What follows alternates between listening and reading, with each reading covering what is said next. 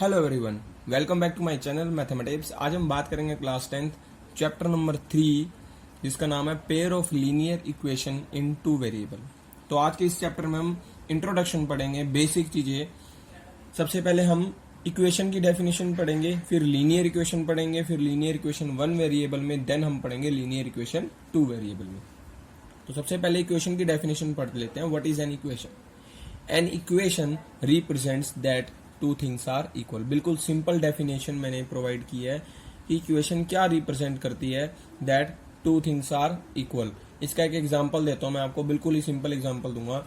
2x plus x is equal to 4x minus 2x, 4x minus x. देखो 2x plus x कितना होगा 3x, और 4x minus x की बात करूं तो वो भी कितना होगा 3x। तो दोनों क्या है, इक्वल है।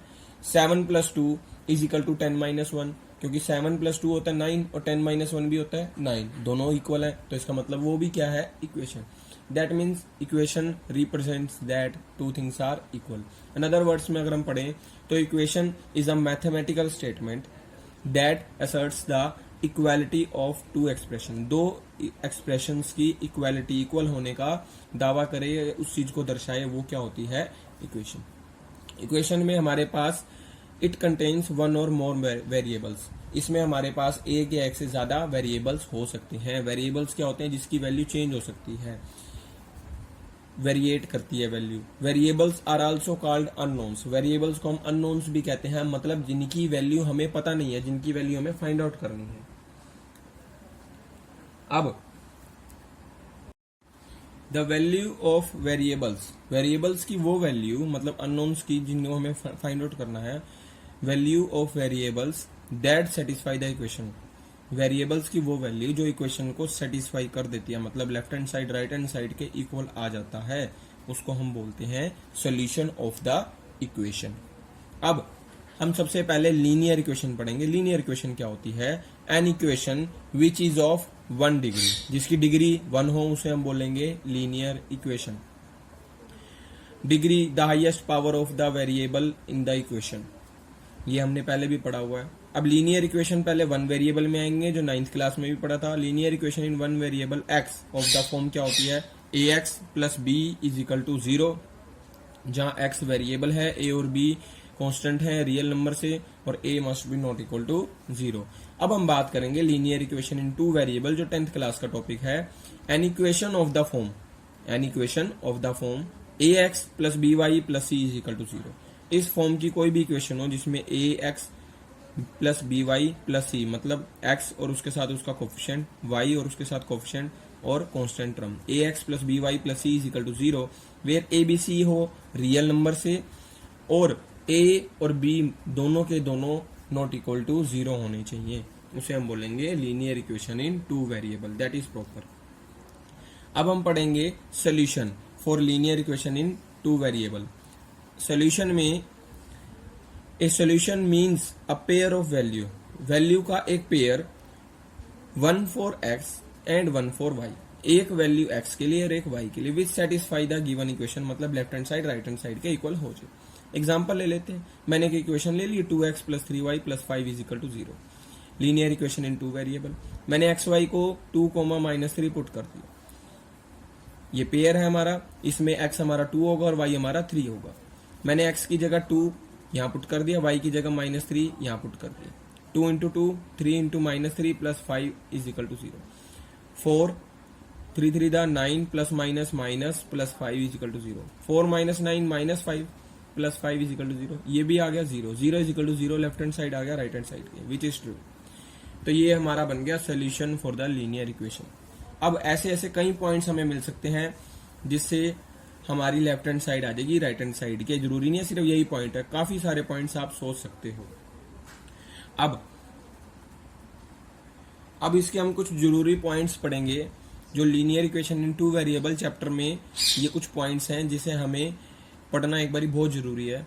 सबसे पहला पॉइंट है हमारा, we always write solution for the linear equation in two variable as x comma y, मतलब हमारा हमेशा जो सोल्यूशन होगा वो एक्स कोमा वाई की फॉर्म में होगा। जैसे पॉइंट हमारा एक्स कोमा वाई होता है, कभी भी y कोमा x में नहीं होगा।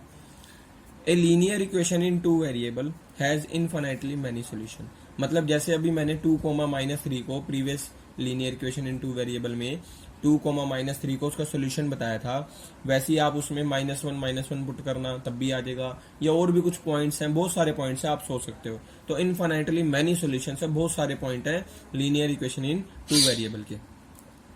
अब the graph of the linear equation in 2 variable is a straight line. जो इसका ग्राफ बनेगा, जब इसको ग्राफ में एक्स और वाई की जो जो वैल्यू आई है, जो पॉइंट्स आए हैं, जो पॉइंट सेटिस्फाई किए हैं, वो पॉइंट्स को आप उसमें ग्राफ में पुट करना तो वो एक स्ट्रेट लाइन निकल के आएगी। x is equal to 0 is a equation of y axis, मतलब x इज इक्वल टू 0 का मतलब है y एक्सिस की लाइन, और y is equal to 0 line क्या है, x axis. The graph of y is equal to a, y is equal to a का मतलब है is a straight line parallel to x axis, and the graph of x is equal to b is a straight line parallel to y axis. मतलब y is equal to मान लो 2 दे रखा है, तो straight line हो जाएगी parallel to x axis. ऐसे कोई हमारा ग्राफ है और उसमें straight line parallel to x axis बनेगी। इसका मैं एक डेमो दे देता हूँ। अब मैंने यहाँ पे एक पहले x और y एक्सिस ये बना दिया, ऐसे हमारा कुछ बन जाता है। और अब मैं बात करूंगा y is equal to a हम 2 ले लिया, तो y इज इक्वल टू 2, यहाँ पे y 1 होगा, यहाँ 2 होगा, यहाँ 3 होगा, तो y is equal to 2 point ढूंढो, ये लाइन ऐसे बनेगी, is a line parallel to x axis. x axis के पैरेलल, ये जो ब्लैक पेन है आपका x एक्सिस डिनोट कर रहा है, इसके पैरेलल। अब x is equal to b, मतलब x ले लिया अगर मैंने 2, तो 1 यहाँ पे, 2 यहाँ पे, अगर 3 ले लिया तो 3 यहाँ पे, तो वो लाइन बन जाएगी पैरेलल टू y एक्सिस, कुछ इस तरीके से। और हो सकता है x इज इक्वल टू -2 हो, तो वो line parallel to y axis इस साइड बन जाएगी, नेगेटिव x एक्सिस में। अब equation of the type y is equal to mx represent a line passes through the origin. y is equal to mx, y is equal to m का मतलब कुछ भी real number, 2 ले लो, 3 ले लो, 4 ले लो, m को अगर मैंने y is equal to 2x लिया, 3x या y is equal to 1x, तो वो एक लाइन बनेगी। वो पास कहाँ से होगी, ओरिजिन में से। मान लो ये ले लिया मैंने, चलो, और ये ओरिजिन से लाइन पास होती है, ऐसी कोई लाइन जाएगी जो ओरिजिन से पास होके जाएगी, बिल्कुल। अब every point on the graph में हर एक point of a linear equation in 2 variable is a solution of the linear equation. मतलब जैसे अभी मैंने कहा था उस लीनियर इक्वेशन का 2, -3 उसका सॉल्यूशन है, वो 2, -3 हम ग्राफ में पॉइंट प्लॉट कराएंगे, उसकी लाइन के ऊपर वो पॉइंट आएगा, जो लीनियर इक्वेशन इन 2 वेरिएबल की लाइन है उसके ऊपर वो पॉइंट आएगा, तो वही पॉइंट हमारा क्या है, solution of the linear equation. तो ये कुछ इंपॉर्टेंट बातें हैं जो हमें पढ़नी है। अब ये मैंने कुछ टेबल की फॉर्म में ये बनाया हुआ है, linear equation in 2 variable. Linear equation कैसी होती है, ax plus by plus c is equal to 0। अब मुझे 2 लेनी है अलग अलग, तो मैंने पहले में ले लिया a1x plus b1y plus c1 is equal to 0, और दूसरे में a2x plus b2y plus c2 is equal to 0। क्योंकि मैं दोनों ax plus by plus c is equal to 0 नहीं ले सकता था, इसलिए मुझे पहले में a1 b1 c1 कर दिया और दूसरे में a2 b2 c2 कर दिया। अब इसमें जो कोफिशिएंट है, मान लो यहाँ पे लिखा हुआ है 2x प्लस 3y और यहाँ पे लिखा हुआ है 5x प्लस 7y, तो x का कोफिशिएंट यहाँ पे हो गया 2 और यहाँ पे x का कोफिशिएंट हो गया 5, तो 2/5 a1/a2।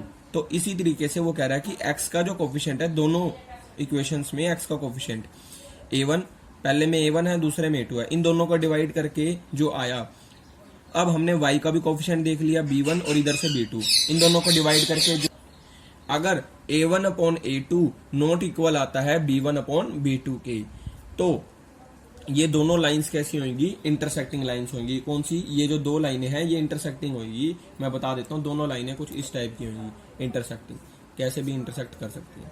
अब दूसरा केस, अगर a1/a2 इक्वल हो जाता है b1/b2 के, फिर मुझे c1/c2 भी चेक करना है। अगर c1/c2 का आंसर इसके इक्वल ना आया तो इसे हम बोलेंगे पैरेलल लाइंस। मतलब a1/a2 इक्वल आ जाए b1/b2 के, फिर हम c1/c2 चेक करेंगे, वो नॉट इक्वल आ गया तो हमारी लाइंस कैसी होंगी, पैरेलल लाइंस। ध्यान रखना, अगर a1/a2 मान लो 4 और 8 है 1/2, b1/b2 3 और 6 है यहाँ पे 1/2, ये तो इक्वल हो गए, और यहाँ पे -5/10 है यानी कि -1/2, तो वो अनइक्वल हो गया। तो अगर तीसरा अनइक्वल आ जाता, पहले 2 इक्वल आ जाते हैं, तो वो लाइन होगी पैरेलल लाइंस। पैरेलल लाइंस का मतलब है ये देखो, ये दोनों पैरेलल लाइंस हैं। अब तीसरा केस है a1/a2 इक्वल आ गया b1/b2 के, फिर मैंने जब c1/c2 चेक करा वो भी इक्वल आ गया। इस केस में जब ये दोनों अनइक्वल होंगे तो तीसरा नहीं चेक करना, तीसरा में जब चेक करना जब ये दोनों इक्वल हो। अगर तीसरे वाला अनइक्वल है तो पैरेलल लाइन, अगर तीसरे वाला भी इक्वल है तो कोइंसिडेंट लाइन ओवरलैपिंग। मतलब ये तो थी हमारी पैरेलल लाइंस और ये हमारी होगी ओवरलैपिंग, लाइन के ऊपर लाइन आ गई, लाइन के ऊपर लाइन ओवरलैपिंग। अब ये तो होगी ग्राफिकल रिप्रेजेंटेशन। अब इसी में कुछ बातें और पढ़ेंगे, algebraic expressions. Unique solution, intersecting line का मतलब है यूनिक सॉल्यूशन, यानी इसका एक ही सॉल्यूशन होगा। मैं बताता हूं, ये हमारी इंटरसेक्टिंग लाइन थी, ये दोनों लाइन इस पॉइंट पे टकरा रही हैं, इस पॉइंट पे यानी एक ही पॉइंट पे टकरा रही हैं, तो इसका मतलब इसका यूनिक सॉल्यूशन है एग्जैक्टली वन, चाहे वो कैसे भी हो एक ही पॉइंट पे इंटरसेक्ट करेंगी, तो इसका सिर्फ एक ही सॉल्यूशन होगा दोनों लाइनों का आपस में। अब जब दोनों पैरेलल लाइन होंगी, ना तो ये दोनों लाइनें आपस में इंटरसेक्ट करेंगी, ना ही कोई पॉइंट बनेगा, तो इसका मतलब इसका कोई सोल्यूशन नहीं आएगा, तो मैंने यहां पे लिख दिया नो सोल्यूशन। अब तीसरा है इनफाइनाइटली मैनी सोल्यूशन। अब जब मैंने कहा था कि ये तीनों इक्वल हो जाते हैं तो कोइंसिडेंट लाइंस बन जाती हैं। ओवरलैपिंग, ओवरलैपिंग में ये दोनों लाइनें एक दूसरे को हर पॉइंट पे टच कर रही है, बड़े सारे पॉइंट्स पे टच कर रही है, इनफाइनाइटली मैनी पॉइंट्स जो एक दूसरे के बिल्कुल करीब है, तो इसमें आ गया इनफाइनाइटली मैनी सॉल्यूशन। बहुत सारे पॉइंट्स हैं तो इनफाइनाइटली मैनी सॉल्यूशंस। अब हमने सबसे पहले लाइंस ऑन ग्राफ पढ़ लेते हैं, ये नेचर बाद में पढ़ेंगे। इंटरसेक्ट एट वन पॉइंट, एक पॉइंट पे इंटरसेक्ट कर रहा है, इसमें इंटरसेक्ट नहीं किया, ये भी मैंने बता दिया, और ये इंटरसेक्ट करता है इनफाइनाइटली मैनी पॉइंट्स पे।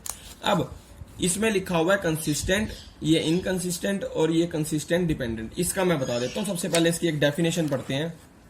Consistent, a system of equation, equation का एक system which has at least one solution, मतलब जिसका कम से कम एक सोल्यूशन आ रहा है, उस टाइप के सिस्टम को हम बोलते हैं कंसिस्टेंट।